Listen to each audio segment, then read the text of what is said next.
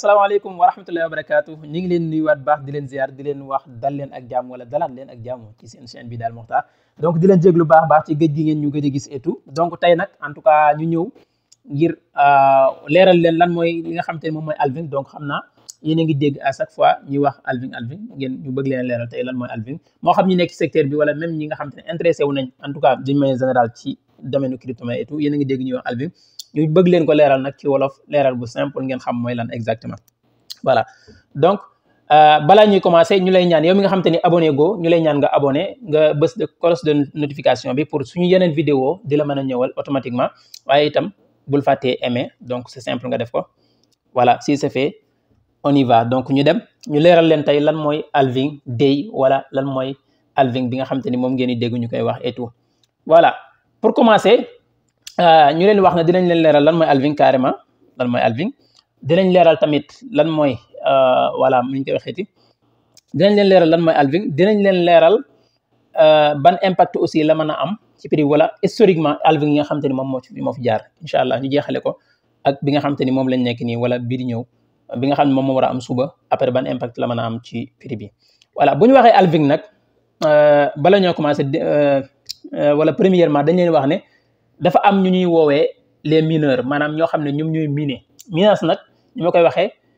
day laaj électricité bu doy maanaam courant bu doy ak ay machine ñoom ñoo koy def pour minage bi am doole parce que yombul lool ñoo ñuy miner lan mooy seen liggéey ñoom ñooy miner li ñuy miner ay lan la ay bloc lu ñuy tuddee ay bloc. waaw léegi minage boobu ñuy def saa ñu miner lu tolloog 210 000 blocs 210 000 blocs ajouté maanaam saa yu ñu defee 210 000 blocs ci la récompense bii di aw di am li ñuy tuddee halving bii nii. waaw loolu nag ñu ngi koy natt ci 4 ans maanaam mën nañu wax ne ñeenti at yu ne lay am waaw ñooñu nag la mooy seen liggéey loolu day faciliter transaction yi nga xam te ne moom mooy am yi nga xam te ne moom ngay def mineurs yooyu ñoom ñoo koy faciliter et tout waaw wala vérification bi loolu moom moo koy def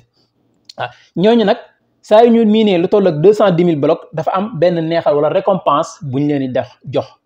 waaw maanaam dañuy am neexal waaw wala ñuy wax réduction de moitié maanaam li ñu miine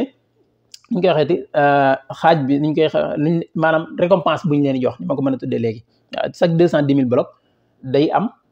neexal bu nga xamante ni moom lañ leen di jox neexal boobu nag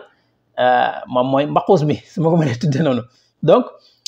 chaque mineur comme ni ngeen ko gisee nii ci image bi léegi bala moo sori rek ñu wax taxaw ci baatu halving half yéen a ngi dégg baat bi avec anglais la half moom mooy xaaj ci wolof waaw mooy xaaj moitié ci français waaw donc. halving donc ci la jógee kon mooy di ngeen ci dégg baat bi déjà mooy réduction de moitié léegi ñooñu naka lañ leen neexal chaque nee naa leen chaque 210 000 blocs ci la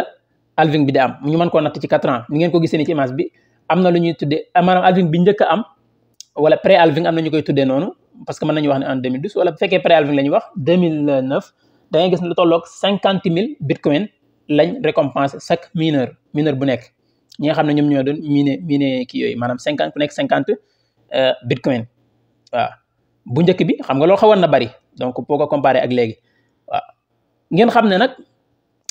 deuxième bi par exemple bi nga xam ne 2012 par exemple lu tolloog ni ngeen ko gisee ni ci image bi mu nekk 25 bitcoin la ñu divisé kon da ngeen di gis ne li ñu séddale woon bii jàll sa année bu ci maanaam 4 ans yi ci topp xaaju loola la ñuy séddale la ñuy distribué kon la réduction du moitié boobu day feeñ foofu. en 2016 waaw ni ngeen ko gisee xaaju 25 yi lañ def muy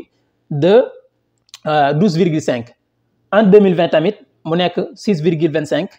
kon 2024 li ñu war a distribuer chaque mineur mi ngi toll ci 3,125 waaw nga xam ne noonu lay gën a ndawee waaw kon biir ñëw par exemple en 2028 mën nañu wax ne li ñu war a diviser mooy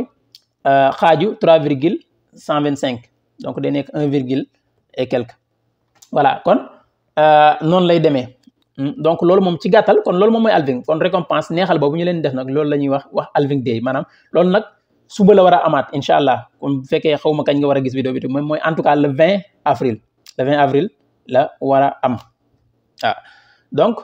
ñëw ci par exemple historiquement yi nga xam te ne moom moo fi jaar halving day yi gis ngeen ni ma leen ko waxee sànq bu njëkk bi mi ngi ni voilà le 28 novembre 2012 gis ngeen ko moom mooy premier halving deuxième bi ni ngeen di xoolaale ni ngeen gisee waale aussi graphique bi ni ngeen gisee ni mu amee impact ci li nga xamante ni moom mooy prix bi. Donc deuxième bi tamit yi ngeen ko gisee noonu deuxième halving bi mi ngi nekk 9 juillet 2016 troisième bi nekk 11 mai 2020 maanaam jamonoy Covid waaw nga xam ne bu ngeen seetloo ni ngeen gisee courbe bi nii ni mu yéegee da ngeen gis ne kon day mel ne après ça su loolu amee ba noppi rek da ngeen gis ne prix bi day xaw a yéeg wala dina yéeg waaw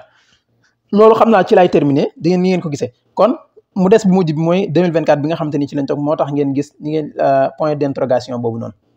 voilà donc kon ci gàttal daal loolu moom mooy halving bu ñu ko waxee donc récompense la bu ñuy jox mineurs yi ñi nga xam ne ñoom ñooy miner bitcoin donc après chaque 210 000 blocs yoo xam ne miner nañ ko ci seen machine yooyu donc loolu moom mooy halving léegi nag ñu ñëw ci ban impact la mën a am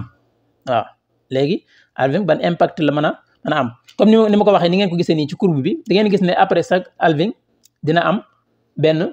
en tout cas tendance haussière waaw li ñu gis historiquement nag mooy maanaam après halving bi année bi ci topp da ngeen gis ne ci la ñuy atteindre lu ñuy wax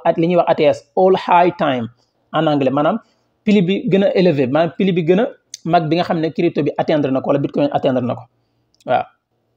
kon loolu moom mooy ATS waaw donc lu ñu mën a xaar kon ci 2024 bi lan la ñu mën a xaar en tout cas ku nee naa leen suba la mooy 20 avril fi ñu wax ak yéen ni bitcoin mi ngi côté 64 000 62 000 waaw 63 000 côté boobu parce que mi ngi doon kii xoolaatuma ko et tout waaw mais halving bi kon li ñu mën a wax dafa am lu spécial parce que historiquement li ñu daan gis mooy après halving bi la ñuy atteindre ATS maanaam ci la ñuy atteindre prix bu gën a mag bu gën a élevé boo xam te ni historiquement moom la ñuy atteindre maanaam prix bi gën a élevé maanaam après halving bi après bis bi mosaan am ba noppi ci année bi ci topp lañ doon gis loolu comme ni ngeen ko gisee nii bu ñu demee ci graphique yi dina gën a leer ci yéen wala di ngeen ko gis bu ngeen demee mën ngeen ko vérifier waaw mais nag la moo tax bi ñu nekk ni spécial mooy dafa am lu mosul am ci mooy lan dañu atteindre ATS bitcoin te halving bi ñëwagutoon ATS bitcoin bu mujj am en 2020 ci la xam nga ci la halving bi mujjoon a am waaye en 2021 bitcoin demoon na ba niñ koy waxeeti $69,000 donc bu yàggul dara weer yi ñu génn rek bitcoin dem na ba $73,000 wala jege na 75,000 presque wala $75,000 su ma ko mënee tuddee noonu dem na ba $75,000 bitcoin en tout cas minimum $73,000 waaw donc ngeen gis ne kon atteindre na ATS bi avant bi ni ñëw donc loolu nag li ko mën a expliquer bari na comme am na vidéo yu moo defoon ci ETF donc leeral naa leen moom it li mënoon ban impact la mënoon a am ci kii bi et tout donc peut-être xëy na investisseurs yu mag yooyu nga xam te ne ñoom ñoo ñëwaat dugg si marché bi xëy na donc loolu mën na expliquer loolu et tout donc mais li ñu leen waxal daal mooy li ñu mën a tënk foofu mooy historiquement wala histoire du garantir avenir donte mën nañ ci sukkandiku ngir am ay repères lu ñu mën a am kii à l'avenir donc mën na nekk mais nag